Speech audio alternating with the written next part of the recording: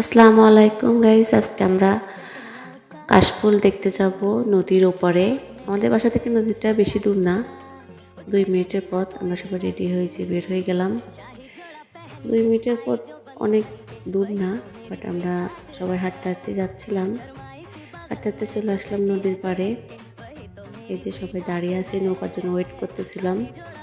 ওই যে দূরে দেখা যাচ্ছে ওই সাদা সাদা, ওইটাই হচ্ছে পুরাটুকু হচ্ছে কাশফুলে ভরা। এই যে আমার মা আর আমার কাকি একটু লেট করে আসলো, ওরা সবাই ওয়েট করতেছিলাম নৌকার জন্য।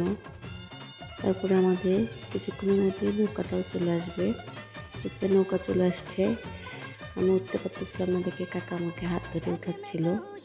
অনেক বড় নৌকা ছিল, বাট আমরা সবাই মিলে এই যে নেমে পড়লাম নৌকা থেকে। সবাই মিলে হাঁটতে হাঁটতে যাচ্ছিলাম, একটু দূরে ছিল কাশফুলটা, এই জন্য একটু কিছুক্ষণ হেঁটে যাচ্ছিলাম। তারপর তোমার ভাইটা হাঁটতে পারতেছিল না, এদিকে কোলে নিয়ে যাচ্ছিলাম। এই যে চলে আসলাম আমরা সবাই কাশফুলের ভিতরে। অনেক লোকজন ছিল, শুধু আমরা না, অনেকেই যায় এখানে বেড়াতে। এখন আসলে কাশফুল একটা ট্রেডে পরিণত হয়েছে, সবাই কাশফুল দেখতে যায়। এই যে আমরা সবাই মিলে ঢং করতেছিলাম।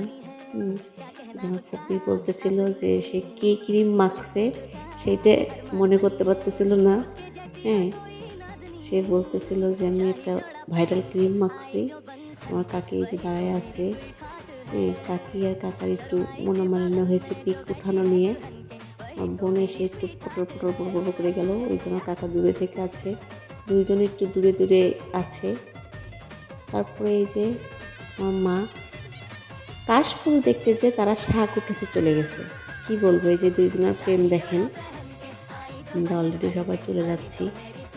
আমার পুপি বলতেছিল যে এখানে আর আসবো না, কাশফুলে সারা শরীর ভরে গেছে।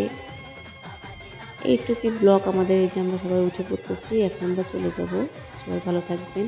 আসসালামু আলাইকুম।